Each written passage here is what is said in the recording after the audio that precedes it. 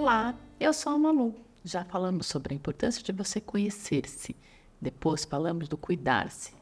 Nesse nosso terceiro encontro, nós dedicaremos a terceira pétala. É sobre aprovar-se. Vamos lá? Muitas vezes, nós nos julgamos com muita severidade. Isso nos impede de nos amarmos verdadeiramente. E aqui, eu gostaria de começar essa aula com uma frase da escritora Clarice Lispector.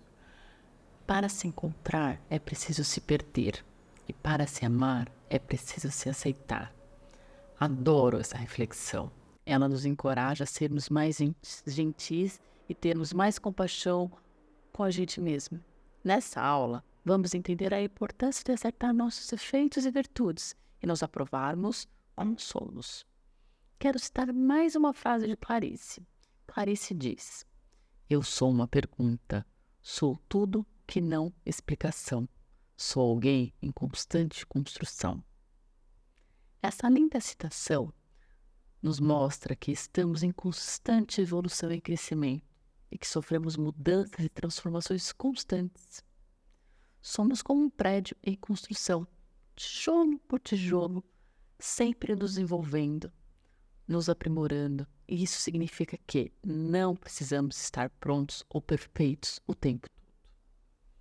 E qual a relação dessa citação com a aula de hoje, autoaprovação? Ao aceitarmos que estamos em construção, nos sentimos mais leves para experimentar, aprender e crescer, sem nos julgar ou nos criticar excessivamente. Esse é o caminho para a autoaprovação. Como podemos começar a nos aprovar mais? Praticando a autocompaixão e substituindo os nossos pensamentos autocríticos por pensamentos positivos. A autoaprovação é um processo contínuo que requer trabalho diário em nosso autoconhecimento e autodesenvolvimento. Mas sabemos que existem obstáculos que dificultam esse processo. Vou citar alguns: insegurança, necessidade da aprovação, insatisfação, a comparação com outras pessoas e a falta de confiança em si mesmo. Muitas vezes nos sentimos influenciados pela opinião dos outros, ao ponto de depender totalmente delas para tomar qualquer decisão em nossa vida. É comum que busquemos aprovação externa, esperando que alguém nos reconheça, nos aprove, nos elogie ou critique de alguma forma, validando a nossa existência. A influência externa acaba sendo tão grande que nós esquecemos de quem somos. Essa percepção distorcida gera uma confusão entre quem somos de verdade e o que os outros esperam da gente. É preciso nos libertarmos das expectativas e julgamento dos outros, para nos tornarmos donos da nossa própria vida. A autoaprovação é um processo de libertação e crescimento pessoal, que nos ajuda a desenvolver uma autoestima saudável e a viver de forma mais autêntica e feliz. Por isso, é fundamental praticar a autoaprovação. De que forma? Eu te sugiro 5 ações que você pode começar a praticar hoje mesmo. Primeira, identificar suas forças. Como? Faça uma lista das suas habilidades e talentos e características positivas. No primeiro momento, pode parecer um pouco difícil, até mesmo estranho, mas ter a clareza dessa lista irá te ajudar no momento de crise. Nós podemos acessar nossas forças sempre que nos sentimos inseguras ou desencorajadas. Segundo, parar de se comparar com as outras pessoas. As comparações só trazem sentimentos negativos de insegurança. Lembre-se de que cada pessoa é única, com a sua própria digital. Terceira, aprenda a lidar com a crítica e autocrítica. Não leve a crítica para o lado pessoal. Ao invés disso, veja como uma oportunidade de aprender e crescer. Quarto, pratique a gratidão. Agradecer é uma maneira eficaz de mudar a sua perspectiva e encontrar valor nas coisas simples da vida. Quinta, faça coisas que te tragam felicidade. Dedique tempo para fazer as coisas que você ama, mesmo que seja uma pequena coisa por dia. Isso ajuda a aumentar a sua autoestima. Qual a relação entre conhecer-se e autoaprovar-se? Conhecer a si mesmo é fundamental para a autoaprovação, porque é difícil aceitar e valorizar quem somos se não soubermos quem somos de verdade. Ao nos conhecermos melhor, podemos reconhecer nossas limitações e trabalhar para superá-las, em vez de compararmos constantemente com os outros ou sentirmos inadequados. Se você ficou com alguma dúvida sobre o processo de conhecer-se, reveja a nossa primeira pétala, chamada Conhecer-se. Em resumo, a autoaprovação começa pelo autoconhecimento, passa pelo autocuidado e dá continuidade ao processo de desenvolvimento e crescimento pessoal e emocional. Qual a importância de acolher a nossa própria história de vida? Gostaria de trazer aqui as reflexões da escritora Marti Nelson, que aborda lindamente esse tema. Ela defende a importância de honrarmos a nossa história de vida para desenvolvermos uma atitude mais positiva em relação a nós mesmos.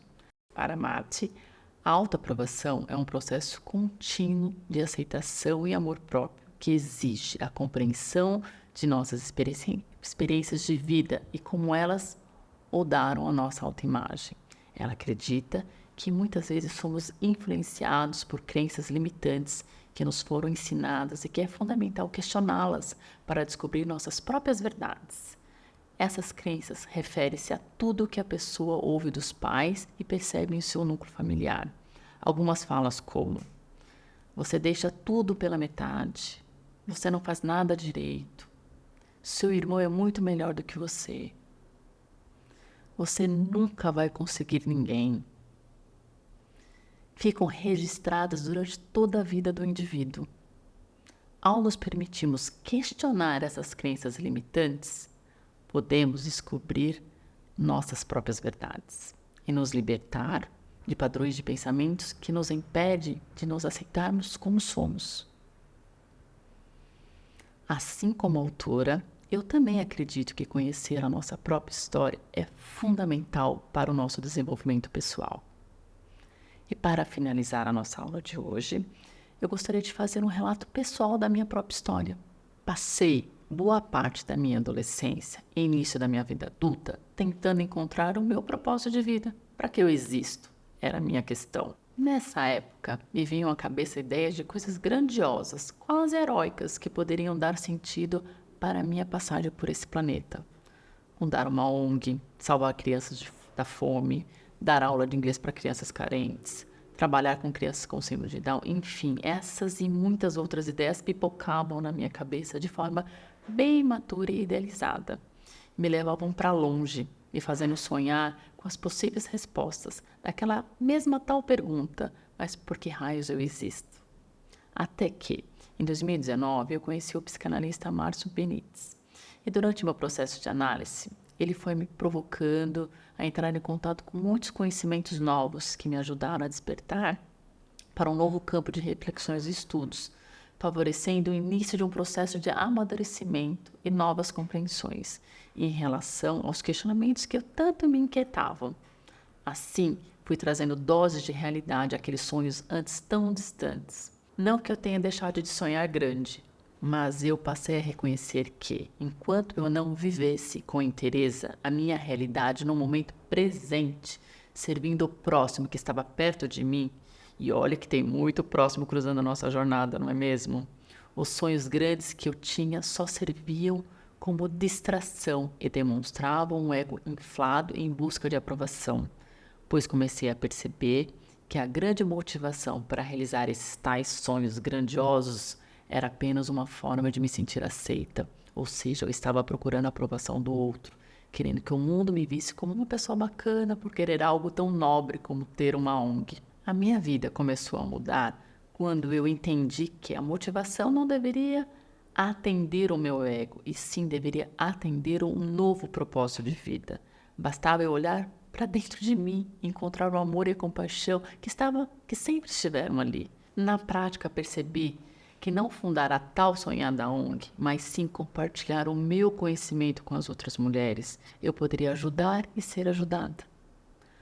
quando uma única pessoa se sentir melhor por me ouvir, já valeria o infinito.